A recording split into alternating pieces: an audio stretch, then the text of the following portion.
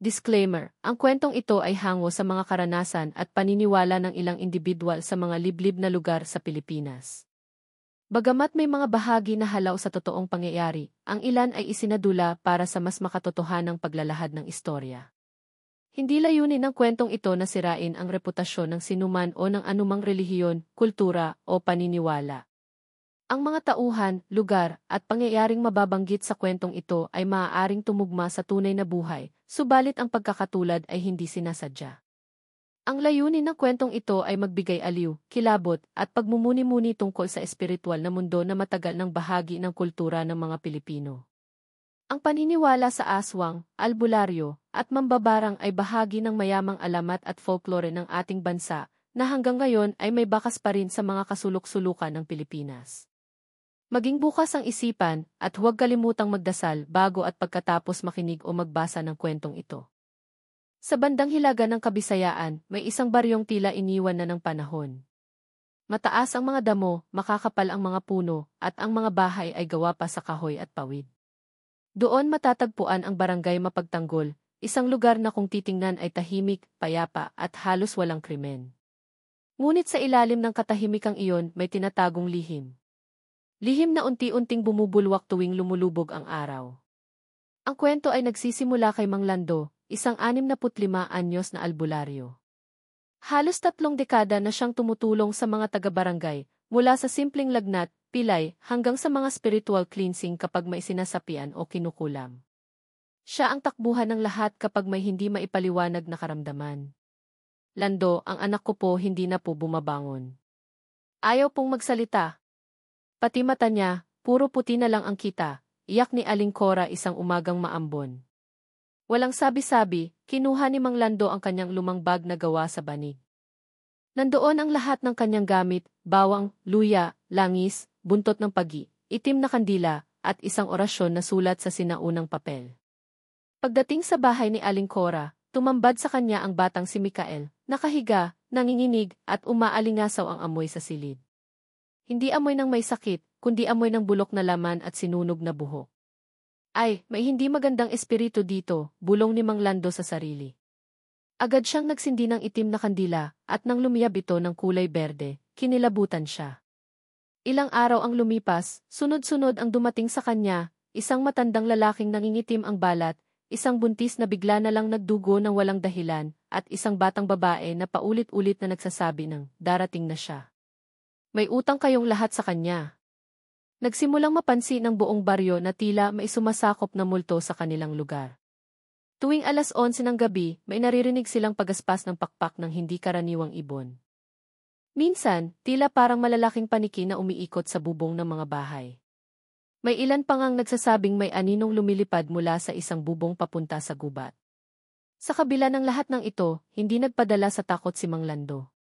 Alam niyang hindi basta multo ang kalaban nila. May kulam. May mambabarang. At baka higit pa doon. Sa mga gabing maulap, binabantayan niya ang paligid habang hawak ang kanyang anting-anting, isang luma at kupas na kwintas na may bato sa gitna. Ibinigay raw ito ng kanyang yumaong ama na isa ring albularyo. Lando, huwag mong hayaang mawala ang liwanag sa barangay. Dahil kung hindi, babalik ang kadilimang matagal nating ibinaon sa lupa. Huling bili ng kanyang ama bago ito namatay. Pero paano niya maipagtatanggol ang barangay kung ang dilim ay hindi lang basta espiritu, kundi sadyang isinumpang kalaban? At paano kung ang kadiliman ay dumarating hindi bilang halimaw kundi bilang isang tao? Dito nagsimula ang kanyang investigasyon. Dito niya muling ginamit ang kanyang paningin, isang kakayahan na tanging mga tunay na albularyo lamang ang pinagpapala, ang makita ang nililihim ng dilim. At sa kanyang pagkakatitig sa silangan, sa parte ng barangay na pinakamalayo, nakita niya ang isang bahay na hindi niya madalas mapansin noon. Isang bahay na tila buhay, humihinga at puno ng lagim. Doon raw naninirahan ang bagong dating, isang babaeng tahimik, maputla at laging nakabukod. Si Aling Petra. Hindi niya alam, pero ang pagkikilala nila ay siyang magiging mitsa ng pinakamapanganib na labanan ng kanyang buhay. Isang labanang hindi lang basta laban ng liwanag at dilim, kundi ng aswang, albularyo, at isang mambabarang na ubod ng lupit. Sa likod ng katahimikan ng Barangay Mapagtanggol, bigla ang pagdating ng isang estrangherang babae. Walang nakakakilala sa kanya. Wala rin siyang ipinakilalang kamag-anak. Tahimik, mahinhin at halos hindi lumalabas ng bahay. Ang kanyang pangalan, Aling Petra. Ang kanyang bahay ay nasa pinakasulok ng baryo, malapit sa masukal na bahagi ng gubat na pinaniniwala ang tirahan ng mga nilalang ng dilim. Sa unay inakala ng mga residente na isa lamang siyang biyuda na naghahanap ng katahimikan. Ngunit hindi nagtagal, may mga pangyayaring nag-iba ng kanilang pananaw. Nagsimula ito sa pagkamatay ng isang pusa. Sunod ay kambing. Tapos ay manok. Lahat ng hayop ay natagpo ang butas ang lieg at wala ng dugo ang katawan. Akala ng ilan, gawa ito ng mga ligaw na hayop. Pero nang ang batang si Rika, edad 7, ay natagpo ang walang malay sa ilalim ng puno ng balete, doon nagsimulang mangamba ang lahat. Ano po nang nangyari sa anak ko? Ayaw pong magising, sigaw ng kanyang ina. Dinala si Rika kay Mang Lando. Agad siyang nagsagawa ng ritual. Pero kakaiba ang enerhiya ng batang iyon, tila may harang, parang may masamang espiritong bumabalot sa kanyang kaluluwa. At ang mas kinilabutan si Mang Lando, habang hawak niya ang pulso ng bata, bigla nitong binigkas ang mga salitang, hindi pa ito simula. Ako lang ang paalala. Kinabukasan, kumalat ang tsismis. May ilan daw nakakitang si Aling Petra ay nagsusunog ng mga papel tuwing hating gabi. May mga halaman din siyang itinanim na hindi karaniwan, ugat ng uling, bulaklak ng itim na liryo, at damong matagal nang ipinagbabawal ng mga albularyo. Mukhang hindi siya ordinaryong babae, bulong ng matandang si Aling Pina. Baka mambabarang siya. Ang mambabarang, isang mas malupit at mapanganib na anyo ng mangkukulam. Gumagamit ng mga insekto, alikabok ng bangkay, at kahit bahagi ng katawan ng tao para isumpa ang kanyang biktima. Isa ito sa mga pinakakinatatakutan sa mundo ng kababalaghan. Si Mang Lando ay nagsimulang magsaliksik. Kinausap niya ang ilang matatanda. Nagtungo siya sa lumang aklatan ng simbahan upang maghanap ng tala tungkol sa mga mambabarang. At doon niya natuklasan ang isang pangalan, Petra Aguinaldo, isang kilalang mambabarang noong dekada 70 sa isang bayan sa Visayas. Isinumpa raw ang buong baryo ng mga Aguinaldo matapos masunog sa harap ng simbahan ang ina ni Petra na isang babailan. At ayon sa tala, isa sa mga pinamunuan ng pagpapasunod noon ay ang ama ni Mang Lando. Hindi na siya nagdalawang isip. Kinabukasan, nagtungo siya sa bahay ni Petra upang subukang kilalanin. Kumakatok pa lamang siya, may malamig ng hangin na tila bumabalot sa paligid. Pagbukas ng pinto, isang maputlang babae ang bumungad sa kanya. Mapuputi ang mata, tila walang emosyon ang mukha, at ang boses nito ay malamig. Oh, Mang Lando, inaabangan ko po kayo. Kilalang kilala mo ako. Hindi lang kita kilala, matagal na kitang hinihintay. Hindi may paliwanag ni Mang Lando ang naramdaman niya. May halong takot, kaba at misteryo. Parang may koneksyon ang kaluluwang ito sa isang bagay na malalim, madilim at mapaghiganti. Pinigilan niya ang sarili, ngunit ramdam niyang delikado ang babae. Pagkaalis niya sa bahay, agad siyang nagsagawa ng ritual sa kanyang sariling tahanan, isang panangga upang hindi siya mapasok ng anumang sumpa o masamang espiritu. Pero nang buksan niya ang kanyang lumang bowl ng mga anting-anting, isa sa mga ito ay basag na. Isang masamang senyales.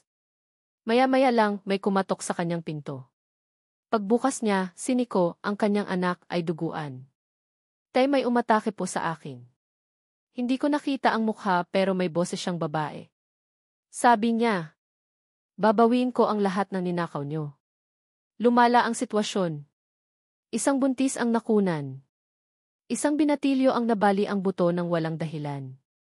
Isang matanda ang nabulag sa panaginip. At lahat ng ito ay may isang koneksyon. Bago sila inatake, nakakita sila ng itim na paru-paro o nakarinig ng bulong ng babae sa dilim. Pilit itong itinago ng mga lider ng barangay. Ngunit sa likod ng katahimikan, ang mga tao ay nagsimula ng matakot. Hindi na lumalabas sa gabi. Ang ilan ay nagsisiga sa labas ng bahay. At halos lahat ay dumulog kay Mang Lando. Hindi natin ito kayang mag-isa, sabi ni Lando kay Nico. Ang babaeng yon ay hindi ordinaryo. Hindi lang siya mambabarang. May mas malalim pa siyang layunin. Anong gagawin natin, Tay? Pupunta tayo sa bundok. May isang nilalang doon, isang dating kaaway, pero siya lang ang pwedeng makatulong sa atin. Sabay silang lumingon sa silangan, kung saan naroroon ang kabundukan ng Siete Cueva. Doon nakatira ang isang nilalang na matagal nang iniwasan ni Mang Lando. Isang aswang. Mula nang dumating si Aling Petra sa barangay Mapagtanggol, nagsimula nang mabalot ng bangungot ang buong pamayanan. Araw-araw, may bagong kaso ng hindi maipaliwanag na pagkakasakit. Hindi basta lagnat o ubo, kundi mga kakaibang sintomas, pamumutla ng balat, pagdugo ng ilong, pamamanhid ng katawan, at ang pinakakakaiba, pagsusuka ng itim na likido na may bahid ng uod. Ang pinakamasaklap, hindi tumatalab ang mga karaniwang gamot ni Mang Lando. Kahit ang mga orasyon, tapal, at herbal na ritual ay hindi sapat. Para bang ang mga sakit ay may sariling buhay, tila may katalinuhan na umiwas sa kanyang lunas.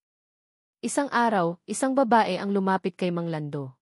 Si Aling Maritz, ina ng batang si Rica na una ng sinapian. Lando, nakikita ng anak ko sa panaginip ang isang babaeng nakasuot ng itim. May mga mata itong parang ahas at laging may dalang garapon na puno ng insekto.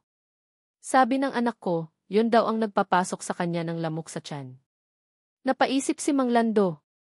Ayon sa kanyang kaalaman, iyan ay tipikal na palatandaan ng barang, isang uri ng kulam kung saan gumagamit ang mambabarang ng mga insekto gaya ng lamok, langgam, o alupihan upang mapasok ang katawan ng biktima. At kung ganoon nga, walang ibang may kakayahang ganito sa buong rehiyon, kundi ang isang tunay na mambabarang, at sa puntong ito, halos sigurado na siya, si Aling Petra nga ito. Bilang paghahanda, nagdesisyon siyang bumalik sa Lumang Balete, isang sagradong lugar sa dulo ng baryo, kung saan siya unang sinanay ng kanyang ama. Doon, sinubukan niyang muling gisingin ang kanyang panloob na mata, ang kakayahang makakita ng mga espiritu at enerhiya sa paligid.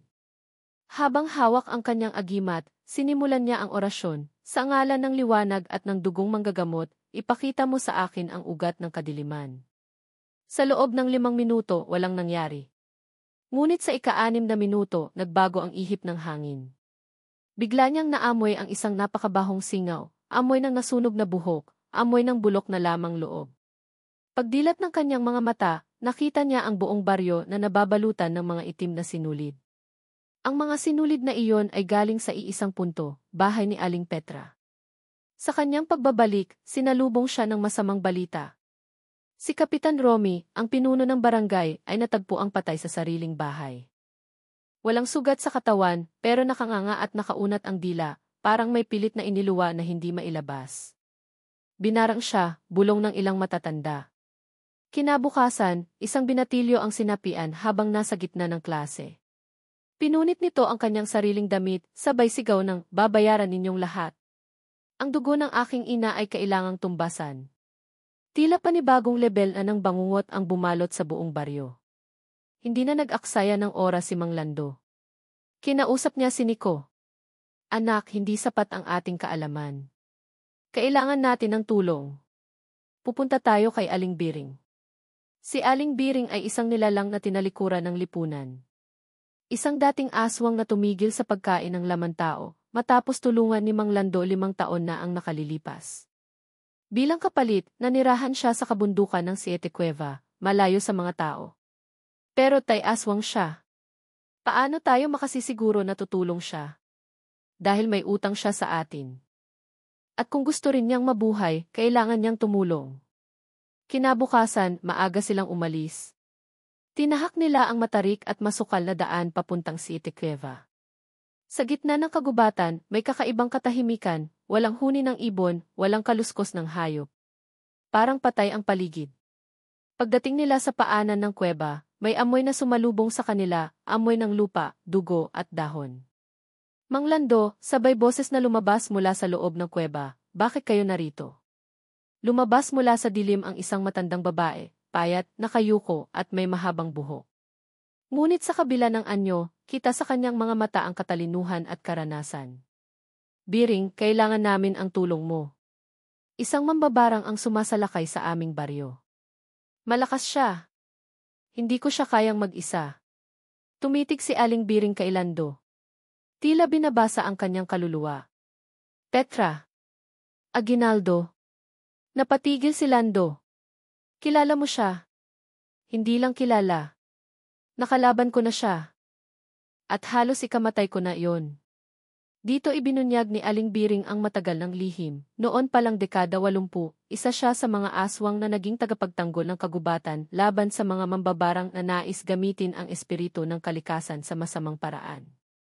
Isa sa mga pinakamatinik na mambabarang noon ay si Petra, isang babaeng sinaniban ng espiritu ng sangang itim, isang matandang espiritong tagapaghiganti.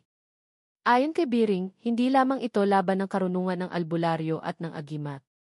Ito ay laban ng mga kaluluwang may ugnayan sa lumang sumpa, sumpang galing sa nakaraang kasalanan ng kanilang mga ninuno. At kung totoong ang bumalik si Petra, dagdag ni Biring, kailangan natin ng ritual para putulin ang ugat ng sumpa. Pero may kapalit iyon dugo ng isang walang bahid. Pagbaba nila mula sa bundok, tila mas bigat ang dala nilang problema. Hindi lamang si Petra ang kanilang kalaban, kundi ang buong espiritual na lakas ng kanyang angkan, at ang paghihiganting matagal ng isinisigaw ng kaluluwa ng kanyang ina. At mula sa itaas ng burol, lumingon si Nico sa buong baryo. Mula roon, tila nakikita niyang lahat ng bahay ay may bumabalot na aninong itim. Ang barangay ay naging laruan na ng mambabarang. Ang tanong, hanggang kailan sila makakalaban? Pagkababa nila mula sa bundok, dala ni Mang Lando at Nico ang matinding kabigatan ng nalaman nila mula kay Aling Biring. Hindi na lamang si Petra ang problema, kundi ang malalim na kasaysayan ng sumpa, isang sumpang itinanim ng kanyang ina, na sinunog ng buhay ng mga tao noon, kabilang ang ama ni Mang Lando. Pero higit sa lahat, alam na nila ngayon kung gaano kalakas si Petra. Hindi na natin siya pwedeng labanan ang basta orasyon lang, tay, wika ni Nico habang naglalakad. Ang kailangan natin ay isang panibagong paraan. Pagbalik nila sa barangay, sinalubong sila ng matinding kaguluhan. May 4 na bagong kaso ng sinasapian. Ang isa ay si Mang Elias, isang matandang magsasaka na laging nagbibigay ng libreng tanim sa mga kapitbahay. Habang kinukulam siya, sumigaw ito ng magsisi kayo. Dumating na ang gabi ng paghatol. Tila hindi na tao ang nagsasalita mula sa kanyang bibig. Mabilis siyang isinugod sa bahay ni Mang Lando, ngunit bago pa man masimulan ang ritual, pumutok ang kanyang mga ugat sa lieg at tuluyang nawala ng buhay. Wala nang duda, si Petra ay hindi lamang nagpaparusa, naghihiganti siya. Kinabukasan, dumating si Aling Biring sa barangay. Suot niya ang itim na balabal at dala ang kanyang itim na sisidla ng dugo ng paniki, ugat ng niyog na bulag, at abo ng patay na sanggol, mga sangkap na ginagamit lamang sa ritual ng paghihiwalay ng kaluluwa. Lumikha sila ng sagradong bilog sa gitna ng kagubatan, sa ilalim ng puno ng kamatayan, isang matandang puno ng akasya na pinaniniwala ang dinadaluyan ng mga ligaw na espiritu. Simulan na natin, sabi ni Aling Biring.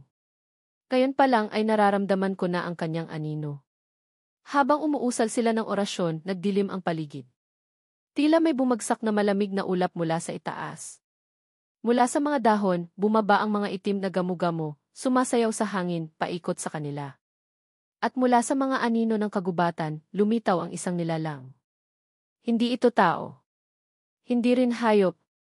Ito ay espiritu ng isang matandang mambabarang, ang aninong sinaniban ni Petra. Sa kanyang likod, may mga ahas na gumagapang. Ang kanyang mga matay pula at ang kanyang bibig ay laging nakangiti sa masamang paraan. Lando. Biring, akala niyo ba makatatakas kayo sa sumpa ng aking dugo? Biglang naputol ang ritual. Nabuwag ang sagradong bilog. Lumipad ang mga gamit. Tumilapon si Nico at tumama sa puno. Si Aling Biring ay biglang nangisay at napasigaw. Huli na! Pumasok na siya sa loob ko. Hindi ko na siya kayang pigilan. Agad siyang sinaklolohan ni Mang Lando. Kinuha niya ang kanyang agimat, isang kwintas na may batong galing sa banahaw, at itinapat sa noo ni Aling Biring. Sa ngalan ng mga diwata ng liwanag, pawiin mo ang dilim. Pumikit si Mang Lando at buong lakas na inusal ang orasyon. Sumigaw si Biring, at mula sa kanyang bibig ay lumabas ang itim na usok, ang aninong espiritu na sinaniban sa kanya. Agad itong naglaho, ngunit iniwan nito ang babala.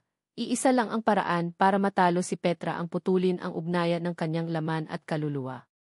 Bilang tugon, isinama ni Aling Biring si Lando at Nico sa isang lugar na matagal nang hindi pinupuntahan ng kahit sinong nilalang, ang bowl ng mga lumang ritual. Isang kuweba sa ilalim ng bundok na mailamang sagradong kasulatan ng mga sinaunang babailan at albularyo. Dito nila natagpuan ang tinatawag na ritual ng putol kaluluwa, isang orasyon at seremonyang maaaring gamitin upang ihiwalay ang katawan at espiritu ng isang nilalang. Ngunit may kapalit, ang kaluluwa ng isang inosente. Napatingin si Lando kay Nico. Hindi siya nagsalita. Ngunit ramdam nila ang bigat ng ritual na ito. Pag-uwi nila sa baryo, mas lumala pa ang sitwasyon. 2 na ang patay. 3 ang nawawala. At sa gitna ng gabi, maririnig ang pagtawa ng babae mula sa kawalan. Lalo pang naglagay ng sindak sa mga tao ang isang sulat na natagpuan sa gitna ng plaza.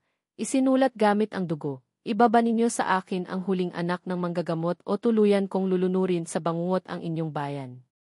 Nagdesisyon si Lando. Kailangan nang tapusin ito. Sa gabing iyon, pinatawag ni Lando ang ilan sa kanyang mga pinagkakatiwalaang kaibigan, mga albularyo rin na mula sa mga karatig baryo. Dumating sina Caben, Aling Luisa at Tatay Otet. 3 sa pinakamatitibay sa mundo ng lihim na karunungan. Sama-sama silang nagplano ng huling labanan. Sabi ni Caben, kung gusto nating putulin ang ugnayan ni Petra sa kanyang kaluluwa, kailangan nating ilapit siya sa sagradong espasyo habang ginaganap ang ritual ng putol kaluluwa. Pero paano natin siya mahahatak roon? Tanong ni Nico. Napatingin sa kanya si Mang Lando. Matalim ang tingin. Mabigat. Ikaw ang pain. Kinabukasan, buong baryo ang naghanda. Sa gitna ng kagubatan, inihanda nila ang sagradong bilog, pinuno ng asin, abo, at mga sinaunang halaman. Sa gitna, inilagay si Nico, nakaupo, may panangga sa katawan, ngunit bukas ang puso sa posibilidad ng sakripisyo. Mula sa di kalayuan, naramdaman nila ang presensya ni Petra. Umuulan. Kumikidlat. Lumamig ang hangin. At isang sigaw ang bumasag sa katahimikan, binigay niyo ang gusto ko. Pero hindi pa ito ang katapusan. Ang buong barangay ay tila huminto sa paghinga habang nakapwesto si Nico sa gitna ng sagradong bilog na ginawa ni Mang Lando, Aling Biring at ng mga piling albularyo. Ang paligid ay balot ng asin, abo at pinatuyong damong galing sa punong kianito, isang halaman na sinasabing hindi nadadapuan ng masamang espiritu. Sa paligid ng bilog, nakaabang sina Mang Lando, Caben, Aling Luisa at Tatay Otep, habang hawak ang mga anting-anting, batong sinumpa, at dahon ng saging na may nakasulat na sinaunang baybayin. Hindi tayo pwedeng magkamali, mahina ngunit mariing bulong ni Mang Lando. 12:00 ng hating gabi. Pumasok ang malamig na ihip ng hangin na tila may dalang anino. Nagkaroon ng mahinang pagyanig sa lupa. Ang mga ilawan ay biglang namatay. Sa kabila ng kawalan ng ilaw, bigla namang lumiyab ang mga sagradong kandila na inilagay sa 4 na sulok ng bilog, tila sinindihan ng hindi nakikitang nilalang. At doon nila nakita ang nilalang na kanilang hinihintay, si Petra. Hindi na ito ang matandang babae na una nilang nakita. Sa halip, isa na itong nilalang na kalahating tao, kalahating espiritu. Ang kanyang balat ay tila balat ng ahas, ang kanyang mga mata ay kulay pula, at ang kanyang buhok ay mahaba at lumulutang na tila itim na usok.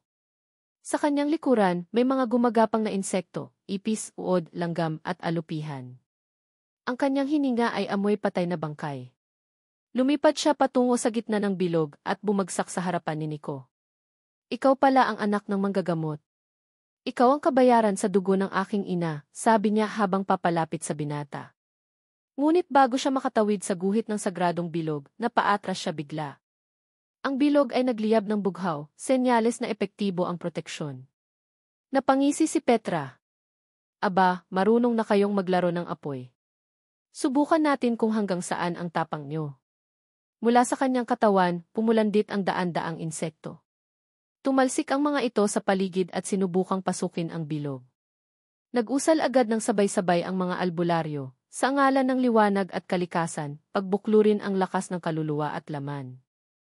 Taboyin ang dilim sa pangalan ng mga ninuno. Pumikit si Aling Biring, itinaas ang kanyang sisidla ng dugo ng paniki at ibinuhos ito sa apoy. Biglang kumidlat. Umuga ang lupa. Nagsimula ang ritual ng putol kaluluwa. Sa gitna ng ritual, nagsalita si Mang Lando, Petra. Ikaw ay anak ng kadiliman, ngunit hindi ka isinilang upang maghasik ng puot.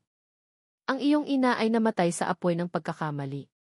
Ngunit ang dugo mong nangingibabaw sa kasamaan ay dapat nang putulin. Bigla siyang nagbago ng anyo.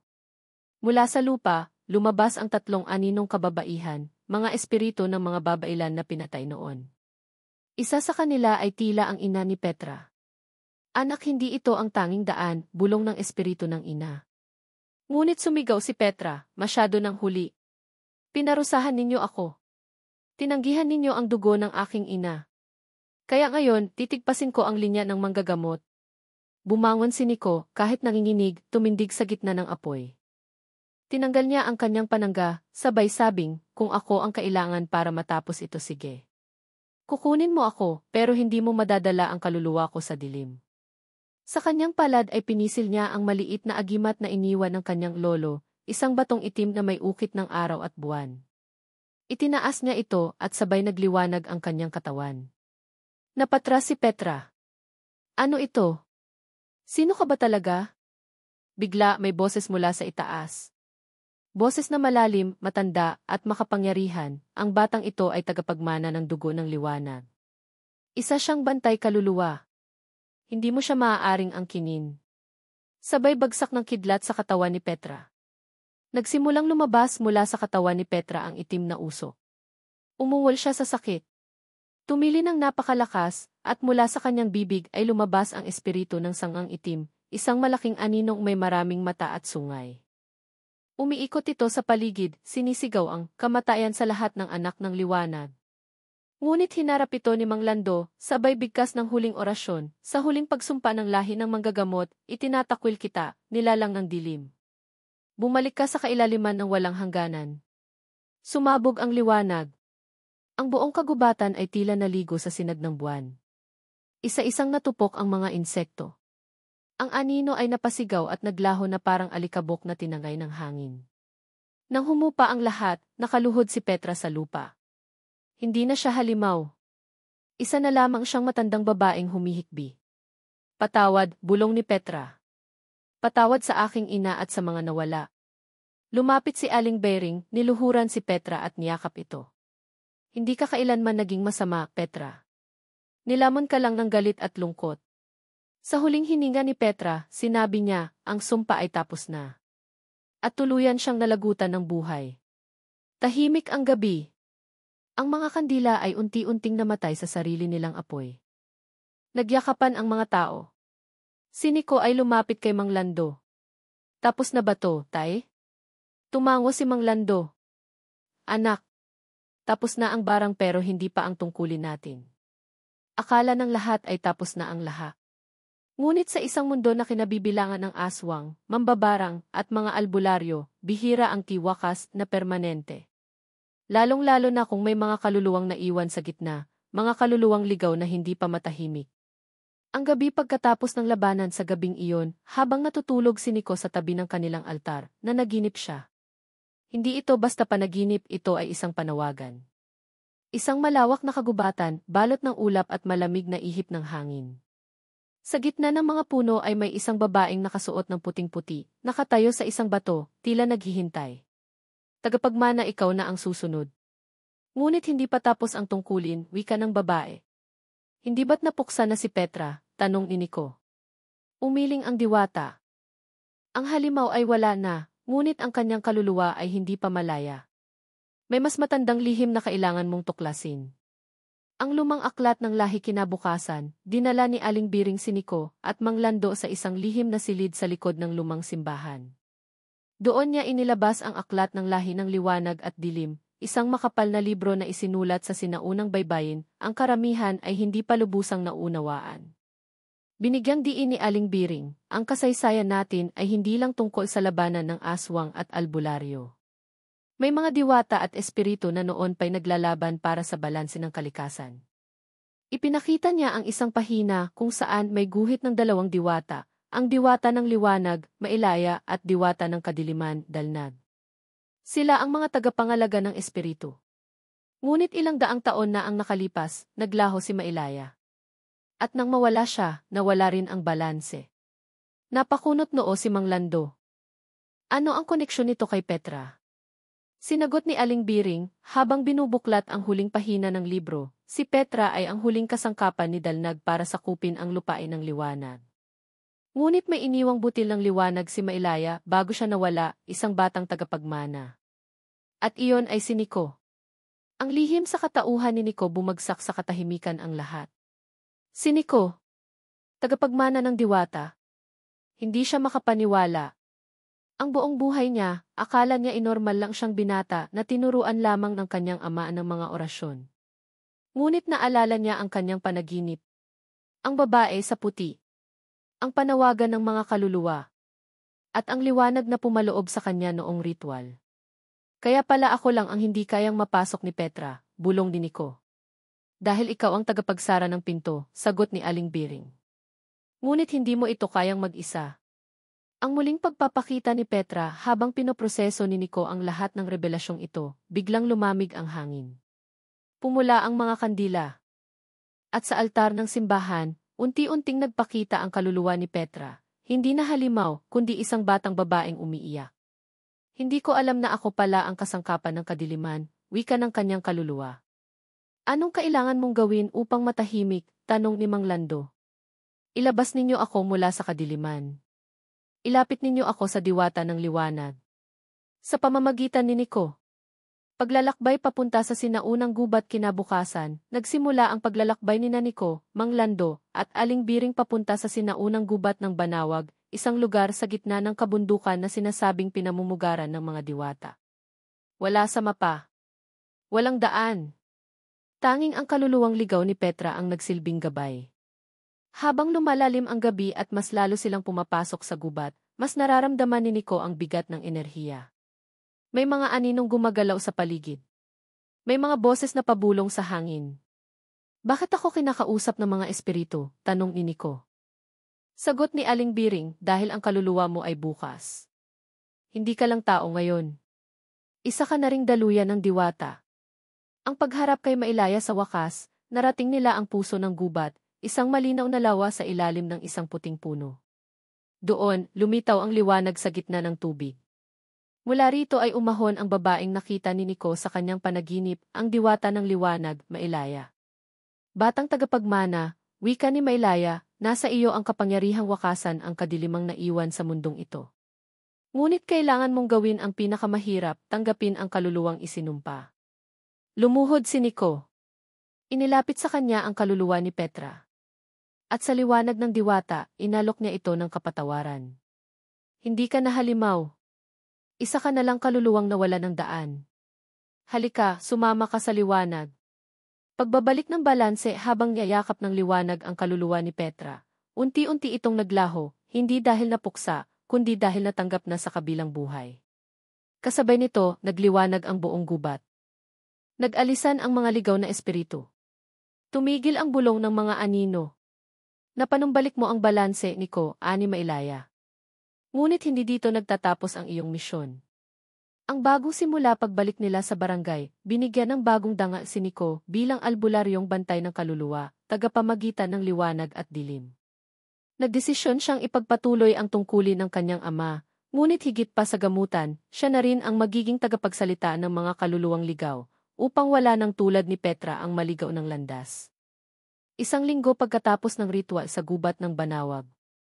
Tahimik na muling bumalik sa normal ang barangay. Ang mga tao ay tila muling nakahinga ng maluwag, walang pinapatay na hayop, walang biglaang pagkakasakit, walang masamang panaginip. Ang mga albularyo ay tila mas panatag na sa kanilang lugar. Si Nico, habang unti-unting tanggap ang bagong katauhan, ay abala sa pag-aaral ng mga lumang aklat at dasal, katuwang sina Mang Lando at Aling Biring. Ngunit sa gitna ng katahimikan, may hindi mapakali. Isang gabi, habang nagdarasal si Nico sa kanilang dambana, biglang nag-itim ang paligid. Ang liwanag ng kandila ay nabaluktot na parang sinisipsip ng anino. At mula sa itim na usok, lumitaw ang isang nilalang na mas matanda pa sa kahit anong nakita ni Nico noon. Isa itong diwata, ngunit hindi tulad ni Mailaya. Ang kanyang balat ay tila abo, ang kanyang mga mata ay dalawang hukay ng kadiliman, at ang kanyang boses ay parang sabay-sabay na boses ng mga patay. Ito ang diwata ng kadiliman, si Dalnag. Ang alok ni Dalnag, kikilala kita, Nico, sabi ni Dalnag, habang nakalutang sa ere. Anak ng liwanag, tagapagmana ng kaluluwa. Ngunit hindi mo ba naiisip? Sa dilim, may lakas. Sa galit, may kapangyarihan. Tahimik si Nico, pinapanood lamang ang nilalang. May laya ang nagtali sa iyong kaluluwa sa liwanag. Pero ako kaya kitang palayain. Kaya kitang gawing Diyos ng mga kaluluwa. Isang tagapamagitan na di lamang albularyo, kundi tagalikha ng tadhana. Nagpakita si Dalnag ng isang tanawin, nakita ni Nico ang kanyang sarili na lumilipad sa ere, nag-uutos sa mga espiritu, nagagamot ang may sakit sa isang kumpas lamang, at sinusunod ng mga diwata at nilalang. Parang isang hari. Isang sulyap sa kapangyarihang naghihintay kung pipiliin mong sumama sa akin, sabi pa ni Dalnag. Isang sulyap sa mundong ikaw ang may kontrol. Ang desisyon ni Nico, ngunit kahit maganda ang pangitain, nararamdaman ni Nico ang malamig na kirot sa likod ng bawat imahe. Nakita niya rin sa sulyap ang mga taong sinasakripisyo, mga kaluluwang kinukulong, at mga aninong sumisigaw ng tulong. Tumindig siya, at buong tapang na tumugon, hindi ako isinilang para maghari sa mga patay. Nandito ako para gabayan sila sa liwanag. Hindi kita kailangan, Dalnag. Ngunit mumiti lamang si Dalnag. Ayan ang sagot ng isang pipiliing mamatay. At biglang lumubog si Nico sa anino. Ang pagsubok sa kailaliman nagising si Nico sa isang lugar na itim at walang hangganan. Wala siyang katawan, wala siyang boses. Lumulutang lang siya sa gitna ng kawalan. Ito ang kailaliman, bulong ng isang boses. Dito inihuhulog ang mga kaluluwang tinanggihan ang kadiliman, ngunit hindi pa rin tanggap ng liwanag. Dito niya nakita ang libo-libong kaluluwang ligaw, mga dating mambabarang, aswang, espiritong ng api at inapi, pati mga albularyong nagkamali ng dasal. May isang babae na lumapit, ang kaluluwa ng ina ni Petra. Nico, hindi ka dito nababagay. Pero ikaw lang ang maaaring maglabas sa amin dito. Paano? Tanong ni Nico sa isipan niya. Tanggapin mo kami. Kahit sa sandaling panahon. Bigyang lakas mo kami para muling lumaban sa loob ni Dalnag. Ang pagtanggap sa mga kaluluwang isinumpa dahil sa tindi ng habag at pag-unawa, ibinuka ni Nico ang kanyang espiritu. Isa-isang pumasok ang kaluluwang ligaw sa kanya, masakit, mabigat, parang sinusunog ang kanyang puso. Ngunit hindi siya sumuko. Hindi ako Diyos, pero ako'y daan. At kung ito ang daan para matubos kayo, kakayanin ko, bulong ni Nico. At sa isang iglap, nagliyab ang kanyang kaluluwa ng puting apoy. Nagliwanag ang buong kailaliman. Nagsigawan sa saya ang mga kaluluwang bihag. At mula sa puso ng apoy, isang orasyon ang kusang lumabas sa bibig ni Nico, isang dasal na matagal nang nawala, sa ngalan ng liwanag at dilim, itinatakda ko ang pagbubukas ng landas. Ang mga isinumpa ay hindi habang buhay nakakulong. Ang liwanag ay handang tumanggap kung may tunay na pagsisisi. Magbalik, mga kaluluwa. Magbalik! Ang labanan laban kay Dalnag nagising si Nico sa gitna ng altar, ngunit kasama na niya ang libo-libong kaluluwang sinagip. Nakaikot sila sa kanya, pawang naghihintay ng utos. Lahat ay may lakas, ngunit may malasakit. Sa harap nila, lumitaw si Dalnag, galit na galit. Walang kaluluwang dapat makaalpas sa akin. Ako ang kadiliman. Ako ang wakas. Ngunit nagsalita si Nico, hindi ikaw ang wakas. Ikaw lang ang pagsubok. At ngayon tapos na ang iyong panahon. Sabay-sabay nagdasal ang mga espiritu, liwanag, tanggapin mo kami. Dalnag, bumalik ka sa wala. Sa huling sandali, pinilit ni Dalnag na pasukin ang isip ni Nico, pero nabigo siya. Sa isang malakas na liwanag, naglaho si Dalnag, hindi na bilang halimaw, kundi bilang isang alaalang nagbigay lakas sa mga niligtas niya.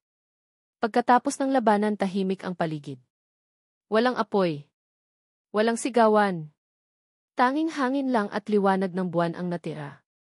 Lumapit si Aling Biring, Mang Lando at Kaben nakita nila si Nico, nakaupo sa altar, nakangiti. Tapos na, tay, sabi niya. Wala nang natitirang anino sa mga kaluluwa. Tumango si Mang Lando. Napaluha si Aling Biring. Sa buong kasaysayan ng kanilang lahi, ngayon lang may tagapamagitan na hindi pinili ang kapangyarihan, kundi ang awa. 3 araw pagkatapos ng labanan kay Dalnag. Tahimik na muli ang paligid. Sa unang pagkakataon matapos ang maraming dekada, walang naramdamang pagbabanta sa buong barangay.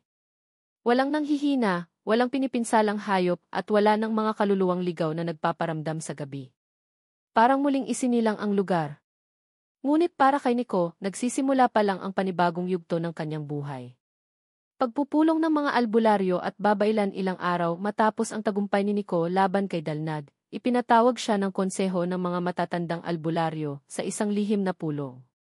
Doon naroon sina Aling Biring, Kaben, Mang Lando, at iba pang mga tagapangalaga ng sinaunang karunungan mula sa iba't ibang rehiyon.